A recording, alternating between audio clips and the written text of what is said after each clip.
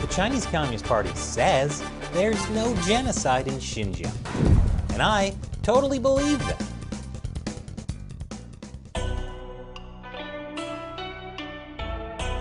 Welcome to China Uncensored. I'm Chris Chappell. Well, everyone, I was wrong. There is no genocide in Xinjiang. The Chinese Communist Party is not trying to eliminate the Uyghur ethnic minority, who are all extremely happy all the time, especially when they dance. How did I see the error of my ways? Was it all of the YouTube comments calling me a CIA puppet? Close. It was this magnificent documentary. Dating from remote antiquity, Xinjiang has been an integral and inseparable part of the Chinese territory, and indeed a land of special significance. Under the strong leadership of the CPC Central Committee, under the exceptional care of the party and the central government have devoted, with the generous assistance from the 19 pairing out provinces and cities, and through the concerted efforts of cadres and the masses of all ethnic groups, Xinjiang has been transformed into a land of life, a land of thriving vitality.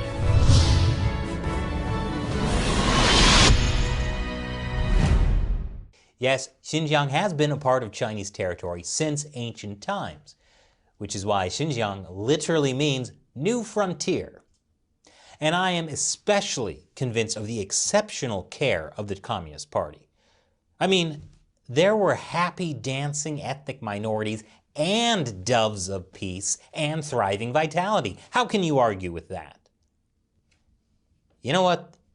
This is too much sarcasm even for me. If you think anyone who buys this kind of propaganda must be an idiot, well, there are a lot of idiots out there. That's why some Western governments are actually saying we shouldn't call what's happening in Xinjiang genocide. New Zealand is the latest example. They're not calling it genocide. Instead, they're going to water down the language and discuss concerns about human rights abuses in the region in more general terms. Genocide is such a harsh word. Instead, we should be talking about how the Chinese government is being a big meanie to the Uyghurs. Maybe New Zealand didn't want to be too critical because of their upgraded free trade deal with China, their #1 trade partner. Or maybe I'm being unfair to New Zealand. After all, New Zealand leader Jacinda Ardern is taking a tougher stance on China by saying it was getting harder to reconcile differences as China's role in the world grows. Wow, what a tough stance. It's getting harder to reconcile differences. How will Chinese leader Xi Jinping sleep at night? This is like saying your mom telling you you can only have 2 cookies before bed instead of 3 is a tough stance. But that Ardern's extremely mild comment was considered anything close to tough shows you how low the bar is when it comes to standing up to the Chinese regime. But one country that is standing up in a big way is the U.S. The U.S. State Department, under both Trump and Biden, has said that the Chinese Communist Party is committing genocide against the Uyghurs. Some U.S. allies have done the same. Others have not, leading to a genocide divide, if you will. So far, on one side is the U.S. State Department, along with the UK and Canadian Parliament, which have all said that it's genocide. On the other side are Australia and New Zealand, which won't use the word genocide. I just want to remind everyone that the Chinese regime's treatment of the Uyghurs qualifies as genocide according to the UN Genocide Convention. According to the UN, genocide includes killing members of the group, causing serious bodily or mental harm, deliberately inflicting on the group conditions of life calculated to bring about its physical destruction, imposing measures intended to prevent births within the group, and forcibly transferring children of the group to another group with the intent to destroy a group. Look, China, the UN Genocide Convention is not an instruction manual. All this is happening in Xinjiang. So based on the UN Genocide Convention, it's genocide. At least until China convinces the UN to completely change their definition of genocide. That's partly a joke and partly an extremely depressing prediction. Now, I did an episode previously on why Western countries hesitate to use the term genocide. Basically, it gets harder to do business with China if we admit the Chinese regime is committing genocide. And Western companies really want to do business with China. Heck, they'll even give innovation awards to Chinese companies that monitor prisoners in Xinjiang.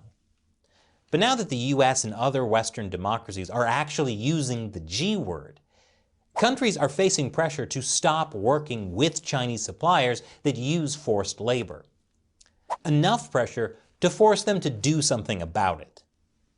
The US has imposed many sanctions on Chinese officials and Chinese state-run companies because of the genocide. And Canada, the UK, and even the EU have imposed sanctions too. The Chinese Communist Party is freaking out. They didn't expect to actually get in trouble for committing genocide against the Uyghurs. After all, they got away with it when they did pretty much the same thing to the Tibetans, the Mongolians, and Falun Gong. The Communist Party needs China to be known as a shiny, huge market where companies can make a lot of money. But if this keeps going on, China will instead be known as a bigger North Korea.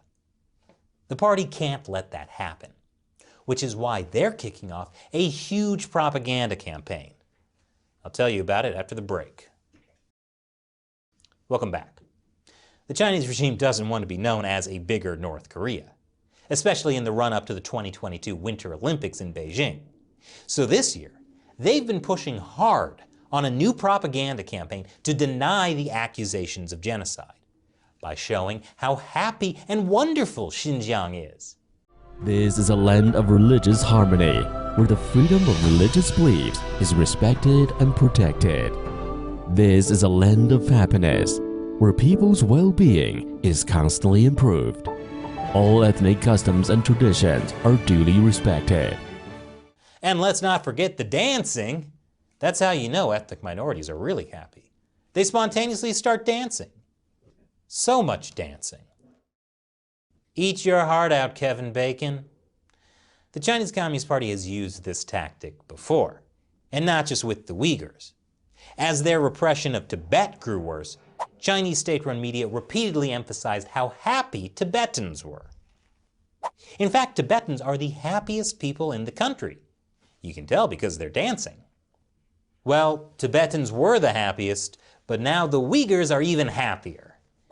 The Chinese embassy in Canberra screened this video of happy Uyghurs for Australian journalists as part of a 2-hour propaganda blitz earlier this year. But those cynical Western journalists just weren't buying it. Maybe because Western journalists have been repeatedly forced out of China after reporting on Xinjiang. And before they were forced out, this is what they faced when they tried to go to Xinjiang. We're turned back at checkpoints, stopped from filming, questioned, and followed. That happened to the BBC when they tried to report on the use of forced labor in Xinjiang's cotton industry. But don't worry, even if Western journalists can't get the scoop, Chinese state-run media is there to do the hard-hitting investigative reporting.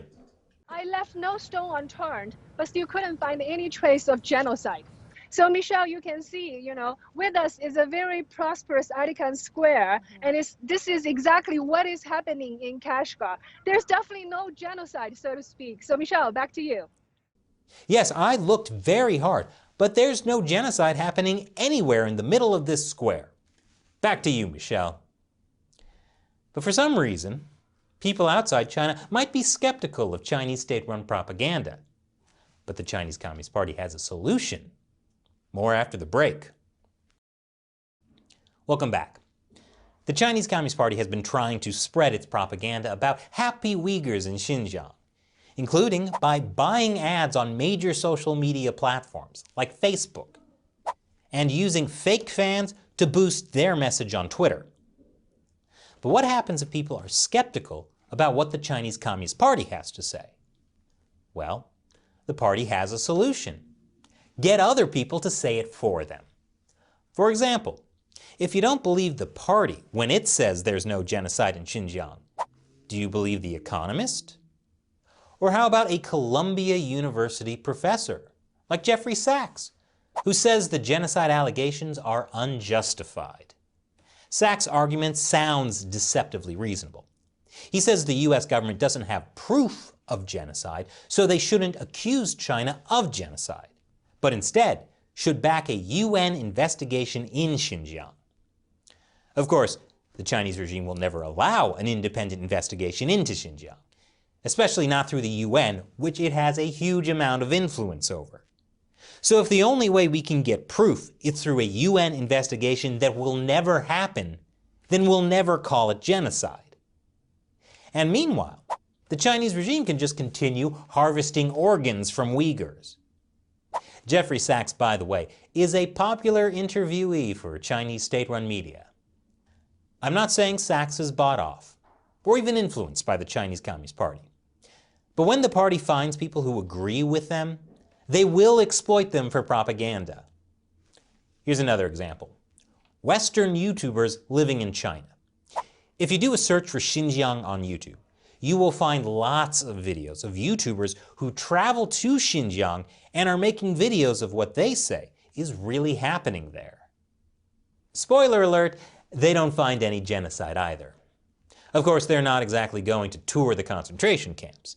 Instead, they show bustling cities, speak to Uyghurs who say that life is pretty good, and some of them even travel to cotton farms to show that there's no forced labor. Again, I'm not saying these YouTubers are bought off by the Communist Party, always. But it is interesting that these YouTubers were allowed to travel through Xinjiang and talk to people, unlike the BBC, and that people in Xinjiang were willing to talk to them. State-run CGTN even followed one of these YouTubers around while he was in Xinjiang and made a news story out of that. Clearly, what he was saying aligned with the party's narrative. These YouTube videos capitalize on a general mistrust of the mainstream media and claim to show what's really happening on the ground. But if what they're showing is also what the authoritarian regime wants you to see, maybe take that with a grain of salt. Several grains of salt. Of course, this type of propaganda isn't the only way the Chinese Communist Party is trying to cover up the Uyghur genocide. A major part of it is attacking activists and scholars that are exposing the genocide. They say they're lying about all the torture and rape. Or Chinese state-run media get their family members still living in China to say it for them. They totally volunteered. Imagine not seeing your parents in years, only to watch them disown you in a Chinese propaganda video. And the final piece of the Chinese regime's Xinjiang propaganda push is one that they're really, really good at. Playing the victim.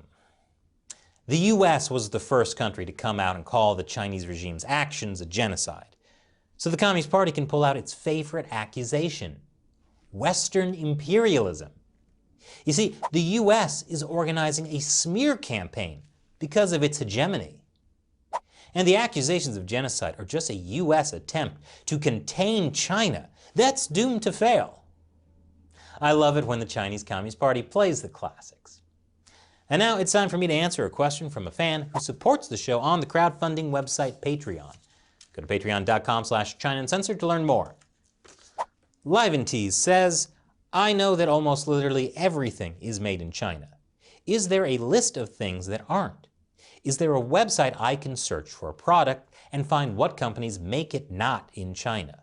Or in which I can search a company and find out where it produces? Maybe that's what we need.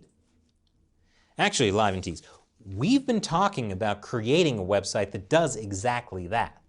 That would let you know what products are made in China and if there are alternatives that aren't made in China. Is that something you guys would be interested in? Is it something you think you could help us make? Let me know in the comments below. Thanks for your question, and thank you for supporting the show. And thank you for watching this episode. Once again, I'm Chris Chappell. See you next time.